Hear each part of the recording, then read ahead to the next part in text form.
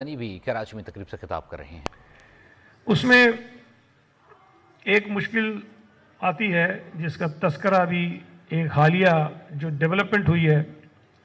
اس پر اشرفی صاحب نے بھی کیا کہ S C O conference Pakistan میں ہو رہی ہے۔ پاکستان میں بدقسمتی سے جو لا اینڈ آرڈر کی صورتحال بنی پچھلے کئی دہائیوں سے، اب 2-4 سالوں کی تو بات نہیں ہے، بدقسمتی سے اس کو 15-20 سال ہو گئے ہیں، شاید اس سے بھی زیادہ عرصہ ہو گیا کہ صورتحال ایسی پیدا ہوئی کہ ہمارے ملک میں بہت سارے سربراہان مملکت یا بہت سارے بڑے بڑے ڈیلیگیشنز جو ہیں اس لیے نہیں آتے کہ یہاں کے امن و امان کی صورتحال جو ہے وہ شاید ٹھیک نہیں ہوتی۔ ظاہر ہے کوئی بھی نہیں جائے گا، اگر کسی ملک کے حالات خراب ہو تو میں بھی نہیں جاؤں گا، آپ بھی نہیں جائیں گے، تو یہ تو بڑی دور کی بات ہوتی ہے کہ وہاں کا وزیر اعظم اور صدر آپ کے یہاں آ جائے۔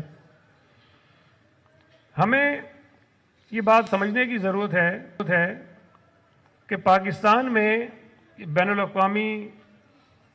جو ڈیلیگیشنز آتے ہیں یا سربراہان مملکت کے جو وزٹس ہوتے ہیں اس کو روکنے میں